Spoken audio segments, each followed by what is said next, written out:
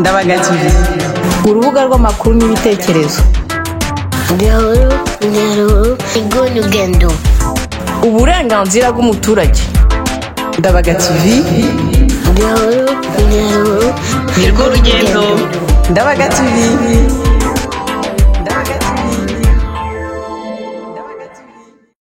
Nongeye kubasuhuza kuri Ndabaga TV, urubuga rw'amakuru n'ibitekerezo. Mbahaye ikaze rero, ariko mbere yo kwimbika mu biganiro reka nongere kubisabira. ushobora gukanda kuri subscribe, ugakanda kwibagera, kuri like, share, kandi ugatanga n'igitekerezo cyanyu. Nakomeza no kwibutsa ko mushobora kutwandikira kuri adresse email byageze kwa ndabaga@gmail.com. Ikiganiro cy'uyu munsi kikaba gifite iminota hafi 37. Tukaba tugiye kureba ingingo imwe nyamukuru iraza kuvuga nyandiko icyo bita proposition de résolution abadepite 15 mu Bufaransa bagije ku nteko ishinga amategeko. Rero mbere yo kureba ibintu 18 bikubiye muri iyo nyandiko, turabanza turebe icyo proposition de loi agaciro kayo mu Bufaransa, turebe ibyo bashingiyeho mbere yo gutanga iyo proposition de résolution, ubundi turangize tureba ibintu 18 bikubiye muri iyo proposition de résolution. Mbere yo kurangiza turaza kureba ijambo Dr Denis Mukwege yavugiye ejo kuri Montparnasse ahari habereye ukumurikwa ku nshuro ya mbere ya filime mbarankuru documentaire yitwa Empire du Silence.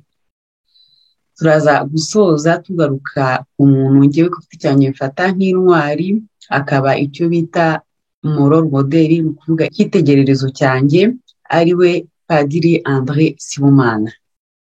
Nimujye kure rero, naho mu kanya. ushobora gukanda kuri subscribe, ugakanda kwibagera, kuri like, share, kandi ugatanga n'igitekerezo cyanyu.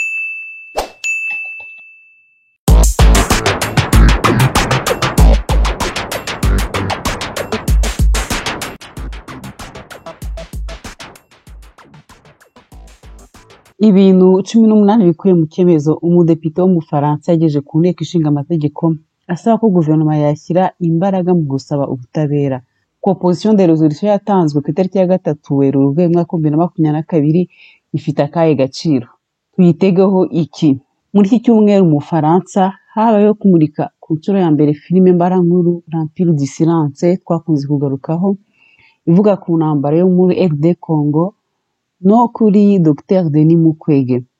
Iyo filime igamije gusabira ubutabera inzirakarengane, ikanashyira mu majwi abakoze ubwicanyi buvugwa muri Mapping Report. Iyo filime imuritswe mu Faransa mu gihe Madame Frédérique Dumas na bagenzi be 14 baherutse kugeza imbere y'inteko ishinga amategeko yo mu Faransa icyo bita une proposition de résolution.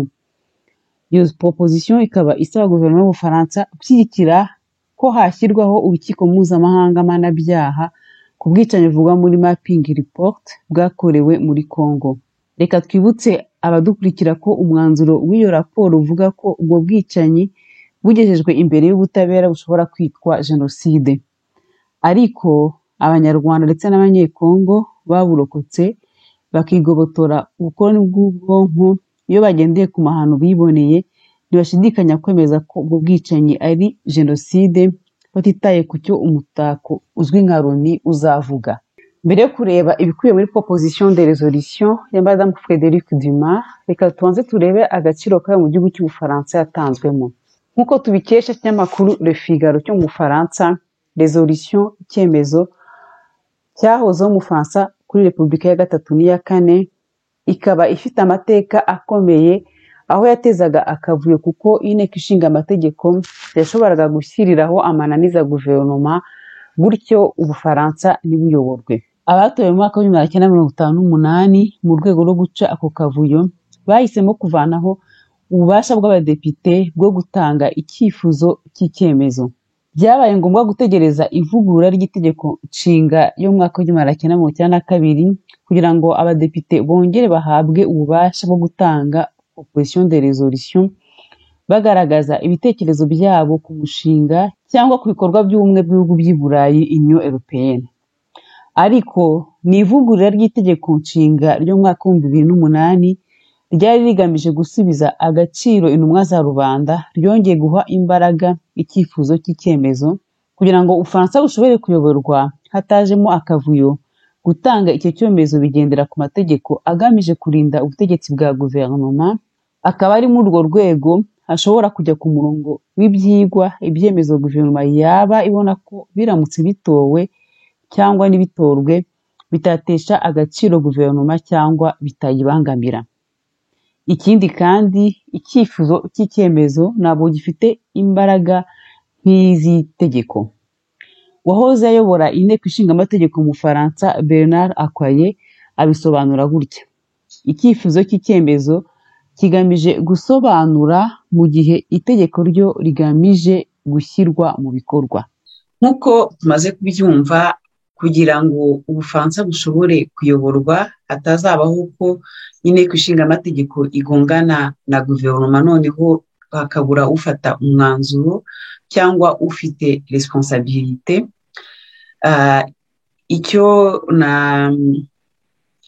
Icyifuzo cy'icyemezo proposition de résolution ibaho, ariko ntabwo igamije gutegeka guverinoma gukora.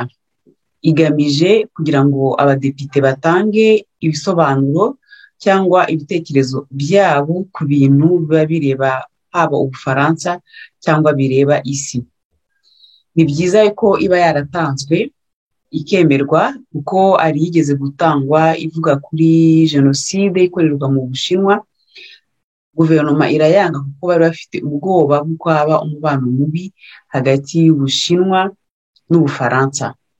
Rero nubwo itagamije gutegeka, ni byiza ko mu nteko y'Ubufaransa ibyo bintu bivugwa. Ni byiza kuko ni nk'umurongo ndengerwaho, n'intambwe ikomeye, kuko mu minsi yashize abantu ntibatinyuka kuvuga ubwicanyi bwo muri Mapping Report, kuko umuntu wese wabivugaga yahitaga aregwa gupfobya jenoside yakorewe Abatutsi. Reka noneho turebe ibyo bashingiyeho mbere yo gutanga iyo proposition de résolution.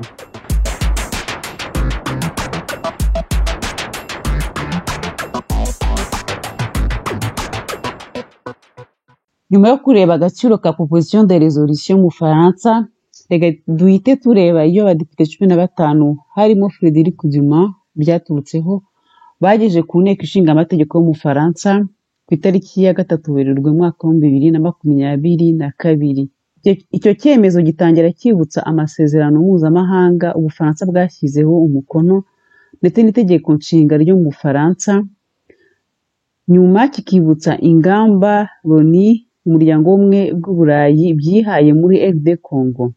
Icyo cyemezo gikomeza cyibutsa ibi bikurikira: hagendewe ku cyemezo cy'inteko ishinga amategeko y'Uburayi 2020 agakoni 2783 ku kibazo cya Dr Denis Mukwege muri Repubulika Iharanira Demokarasi ya Congo, cyatowe ku itariki ya 16 Nzeri mwaka wa 2020, bitewe n'ingamba zafashwe mu cyemezo 25-28 cyo ku itariki 25 Kamena mwaka wa 2020 y'akanama k'umuryango w'abibumbye gashinzwe umutekano, kongereye kugeza muri Nyakanga mwaka wa 2021 ibihano bivuze gufatira intwaro imitwe yitwaje intwaro muri RD Congo, guhagarika ingendo byafatiwe abantu bamwe, n'ibindi. Tugende kuko Dr Mukwege ahora akorerwa iterabwoba rikomeye, harimo gushaka kumwicira umuryango we ndetse n'abaganga bo mu bitaro bya Panzi. Mu gihe iryo terabwoba ryiyongereye mu mezi ashize kubera Dr Mukwege adahwema kuva mu kwezi kwa Nyakanga mwaka wa 2020 guharanira ko umuco wo kudahana wacibwa, abakoze ibyaha by'ubusambanyi n'ubwicanyi byabereye Ikipupu, Sange no mu ntara ya Ituri bagakurikiranwa. Tugendeye ko Dr Mukwege amaze igihe kinini aharanira uburenganzira bwa muntu no ku buryo hakenewe gushyira mu bikorwa ibyifuzo bya raporo y'umuryango w'abibumbye ku burenganzira bwa muntu bigaragaza ihohoterwa ryakorewe mu karere hagati y'1993 n'umwaka wa 2003 Mapping Report. tugendeye ko ku itariki ya 12 Werurwe umwaka wa 2017 abantu bitwaje imbunda bishe abashakashatsi babiri b'umuryango w'abibumbye, Zaida Catalan umunyasuwede na Michel Sharp umunyamerika, mu gihe barimo gukusanya amakuru ku ihohoterwa ry'uburenganzira bwa muntu ryakorewe mu kigo cya Kasai muri RD Congo. Tugendeye ko Repubulika Iharanira Demokarasi ya Congo ikomeje guhura n'urugomo, ibitero, ubwicanyi ndetse n'ihonyorwa ndengakamere ry'uburenganzira bwa muntu rikorwa n'imitwe yitwaje intwaro yo mu gihugu ndetse n'igizwe n'abanyamahanga, cyane cyane mu burasirazuba bw'igihugu. Tugendeye ko ibyo bitero byiyongereye mu mpeshyi y'umwaka wa 2020 cyane cyane ku mupaka uhuza Ituri na Kivu y'Amajyaruguru. Tugendeye ko muri Nyakanga umwaka wa 2020 muri Kivu y'Amajyepfo abaharanira uburenganzira bwa muntu bafunzwe mu buryo bw'akarengane. Tugendeye ko hagaragaye impungenge kuri Josue Aruna, perezida w'intara ya Bukavu ya Société Civile Environnementale et Agro-Rural du Congo. Tugendeye ko ku tariki ya 3 Nzeri umwaka wa 2020 abasirikare n'abapolisi 20 ba RD Congo bakatiwe igifungo kuva ku myaka 5 kugeza kuri 20 bazira ibyaha byo gufata ku ngufu mu burasirazuba bwa RD Congo. Tugendeye ko mu nama ya kabiri y'ibiganiro bya politiki bya RD Congo na Union Européenne ku itariki ya 5 na 6 Ukwakira umwaka wa 2020 impande zombi zashimangiye akamaro ko gushyiraho uburyo bw'ubutabera bwo kujya imbere, justice transitionnelle, n'inzira z'ubwiyunge hagati y'abaturage. Tugendeye ko mu nama ya gatatu y'ibiganiro bya politiki hagati ya RD Congo na Union Européenne yo ku itariki ya 30 Nzeri umwaka wa 2021 impande zombi zerekanye ko nubwo guverinoma ya Congo yashyizemo ingufu bababajwe n'ihohoterwa n'ibitero byibasiye uburenganzira n'ubwisanzure bikomeje gukorwa muri iki gihugu, nubwo hari intambwe ya mbere yerekeza ku ngamba z'ubutabera bwo kujya imbere mu gihugu. Tugendeye ko muri raporo ye yo mu Kuboza mwaka wa 2021 umunyamabanga mukuru ku butumwa bw'umuryango w'abibumbye bushinzwe umutekano muri Repubulika Iharanira Demokarasi ya Congo yerekanye ko ahangayikishijwe cyane n'umutekano muke ukomeje kuba mu ntara zimwe na zimwe za Congo nka Ituri, Kivu y'Amajyaruguru na Kivu y'Amajyepfo, ariko nanone n'ihonyorwa ry'uburenganzira bwa muntu n'amategeko mpuzamahanga no kuvuzwa ubwo burenganzira bikomeje. Tugendeye ko umuryango w'abibumbye wiyemeje gukomeza guhugura abo muri RD Congo mu rwego rwo gushakisha igisubizo gihamye kandi kirekire mu rwego rw'umutekano. Ndakomeza kubashimira uko mukurikira ibiganiro byacu muri benshi. Ndasaba abatarabikora kuduha subscribe kandi muri mwe mwese kuza kuduha like no gusangiza abandi ikiganiro mu gihe mwaba mwagikunze. Ndabaga TV, urubuga rw'amakuru n'ibitekerezo. Gahoro igonyugendo, uburenganzira bw'umuturage. Ndabaga TV, gahoro nirwo rugendo. Ndabaga TV.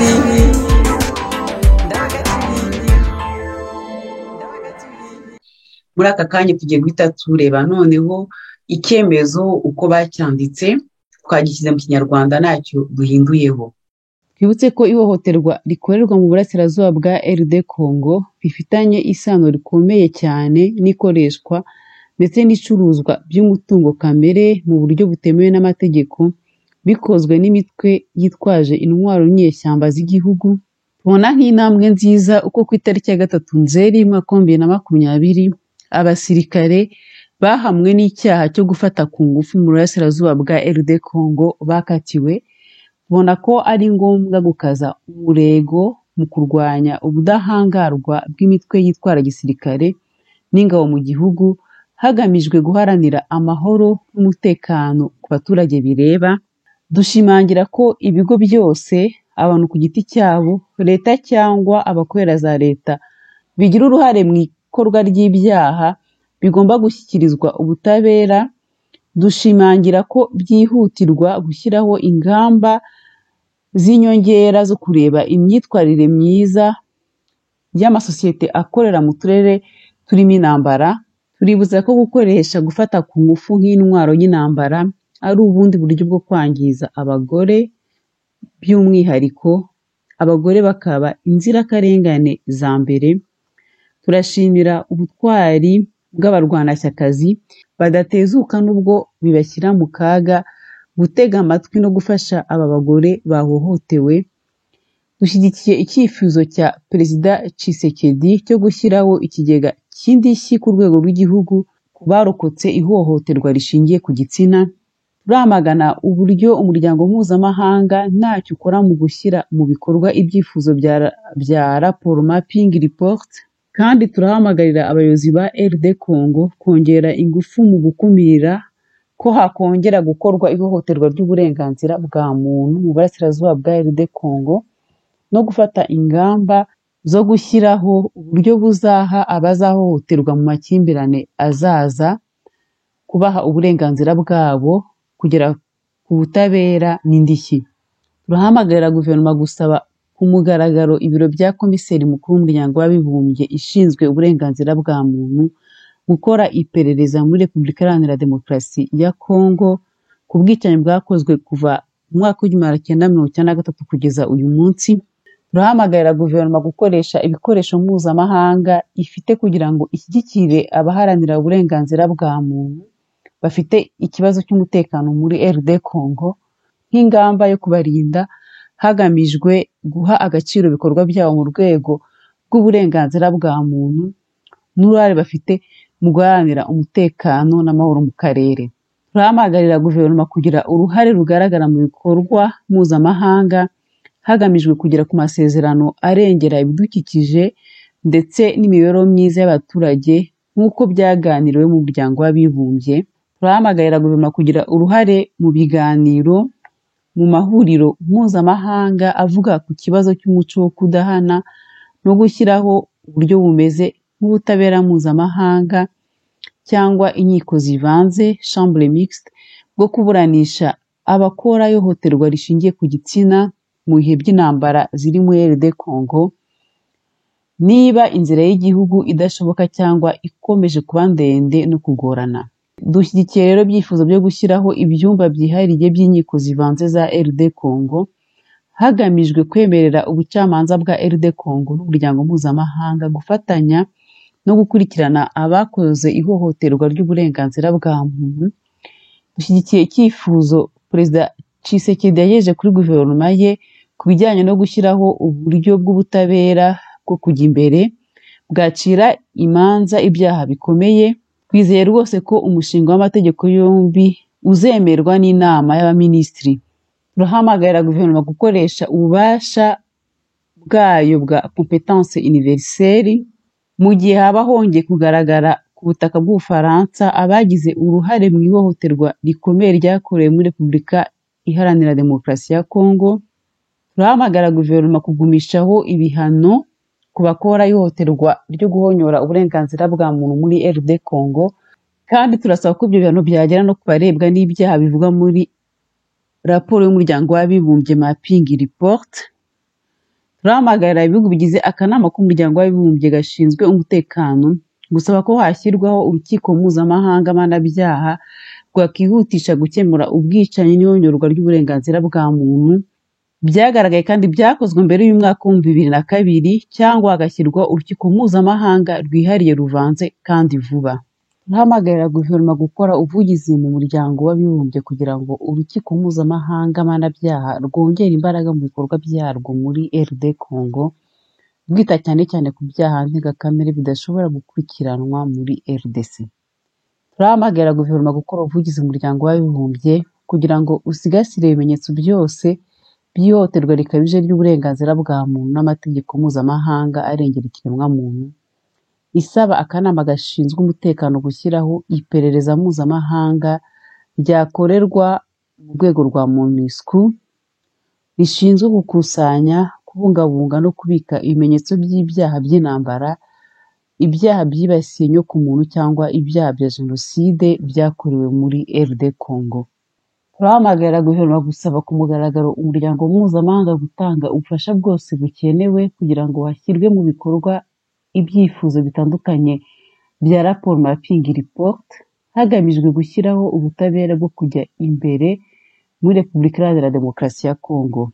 Turahamagara guverinoma gushyigikira ishyirwa mu bikorwa rya raporo mapping report mu rwego rwa Perezidansi y'Ubufaransa y'Ubumwe bw'Ibihugu by'Uburayi Union Européenne. Turahamagara guverinoma kugeza iki cyemezo ku muryango w'abibumbye. Mu kwanzura rero twavuga yuko bigaragara yuko ibiba byose mu karere k'ibiyaga bigari biba bizwi, kuko biragaragara yuko abo badepite bagiye bandika umurongo ku murongo, bakibutsa ibintu, bakibutsa ubwicanyi, bakibutsa ko hari ababukoze, bakibutsa ko mu Bufaransa nta mwicanyi wagombye kwidegembya.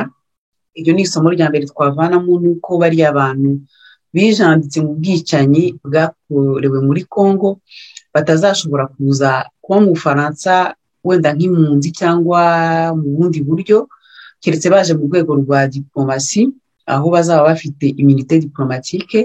Naho ubundi inanga ari cyo bita compétence universelle, ari ukuvuga ko Ubufaransa bufite uburenganzira bwo kubajyana mu nkiko zabwo, kandi ibyo bintu tuzakora ku buryo bizakorwa.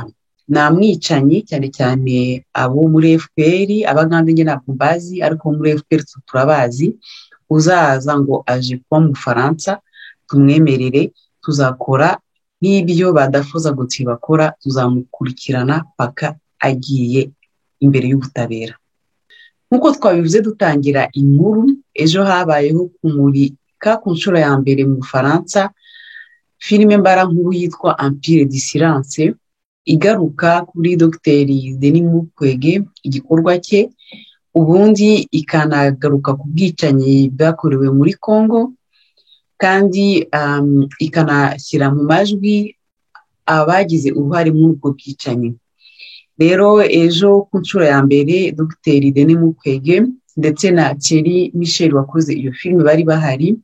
Reka twumve ijambo rya Dr Denis Mukwege, riramara iminota 3:45.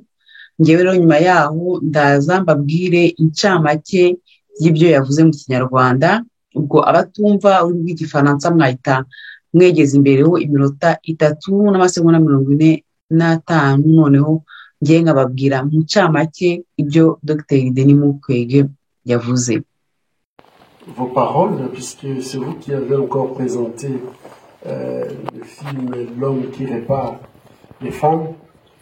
Et je voulais tout simplement dire qu'aujourd'hui, nous sommes dans la 12e année depuis que le rapport mapping avait été lancé, et que depuis ce temps, nous faisons un plaidoyer permanent pour que les recommandations de ces rapports puissent être mises en œuvre. 12 ans après, je suis désolé de pouvoir dire que rien n'a été fait. Et pendant ce temps, nous ne sommes pas en train de parler du passé, puisque il y a juste 3 semaines, plus de 62 personnes ont été décapitées dans l'est du Congo. Et aujourd'hui, le territoire de Beni, Butembo, Ituri, il ne se passe pas 2 jours sans qu'il y ait des massacres. Et donc, lorsque nous parlons de ce qui se passe en République démocratique du Congo, nous ne parlons pas de l'histoire, nous parlons de ce qui se passe aujourd'hui. Des gens sont tués tout simplement puisqu'ils sont sur un territoire. Et ici, c'est sans distinction les enfants, les femmes, les adultes. Nous avons poussé avec des amis. Aujourd'hui, je suis content de voir des organisations de la société civile ici présentes qui nous ont accompagnés dans ce plaidoyer pour la mise en œuvre des recommandations de ces rapports mapping. Et c'est très très difficile de faire bouger les lignes. Mais je crois que ce film que vous allez voir ce soir va vous sortir un tout petit peu l'abstrait, puisque je crois que pour beaucoup de gens, quand on parle des chiffres, d'ailleurs dans beaucoup de mes interviews, je refuse de parler des chiffres. Parce qu'en fait, derrière ces chiffres, il y a une souffrance énorme. Et souvent, en fait, lorsqu'on parle des chiffres, à un certain moment, les gens ne réalisent plus de quoi nous parlons. Mais quand vous allez voir ces films, vous allez comprendre certainement pourquoi, pour nous, c'est très important que ces rapports puissent quitter les tiroirs des Nations Unies. Nous ne pouvons pas être indifférents. Et nous savons, à chaque fois quand notre communauté humaine a été indifférente, là où ça nous a amenés. Ce qui se passe en République démocratique du Congo, on ne parlait pas des 10 personnes tuées, des 100 personnes, des 1000 personnes. C'est des millions. Et je crois que même les chiffres qui avaient été avancés par des scientifiques, ces chiffres, moi je n'y crois plus puisque c'est depuis 2003 qu'on nous parlait de 5-6 millions. Mais chaque jour, il y a de nouveaux morts, mais il n'y a plus personne qui compte. Et donc, je voulais remercier mon cher ami Thierry Michel et Christine, son épouse. Atangira ashimira Thierry Michel kuko niwe nanone wakoze iyi filime, akaba yarakoze n'iyindi ya mbere yatumye ku isi Dr Denis Mukwege amenyekana yitwa Le Docteur qui répare les femmes, bivuze umudogiteri usana abagore. Niba mutarayirebye nabashishikariza nayo kuzayireba kuko ni filime umuntu wese wayirebye ntabwo yakongera kurebera ku bintu bibera muri RD Congo. Ubundi akibutsa ko ubungubu turi mu mwaka wa 12 nyuma yaho raporo ya mapping report yashyizwe ku mugaragaro.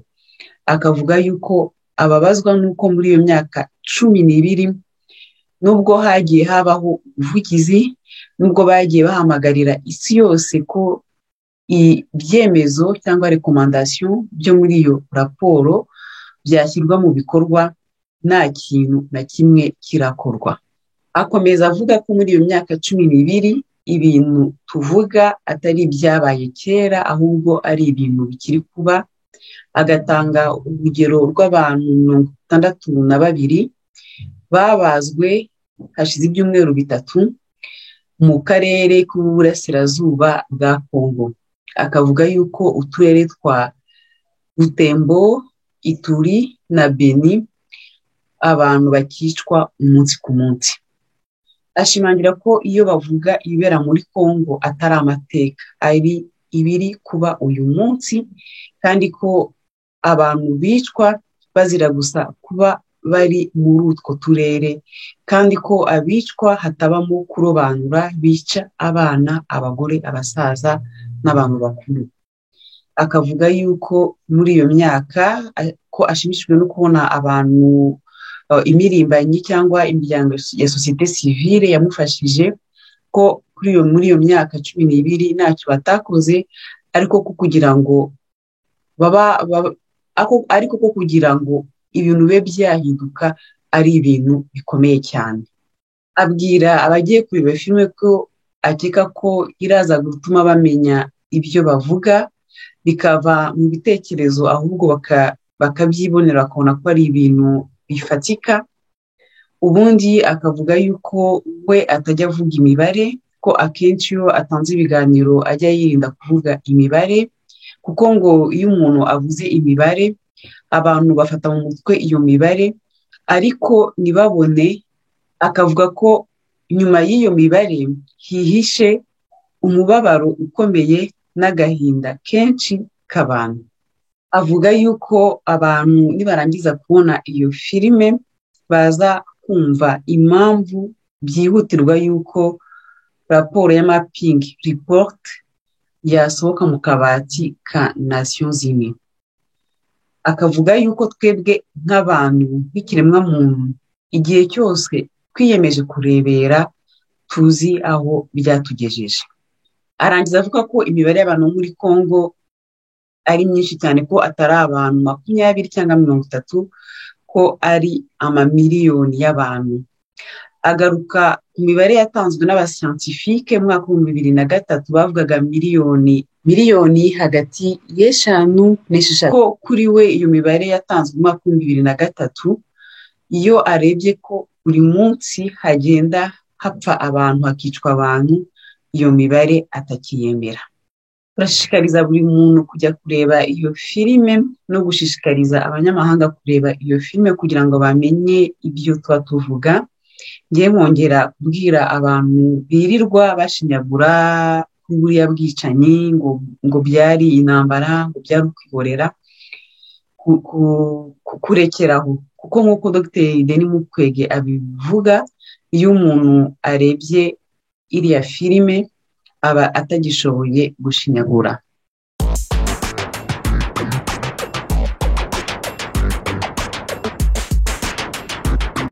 Rero mbere yo gusoza, reka tugaruke ku mugabo w'umunyarwanda, intwari y'u Rwanda, yitabye Imana ku itariki ya 9 Werurwe mu mwaka w'ibihumbi 1998, donc hashize imyaka 24, akaba ari André Sibomana.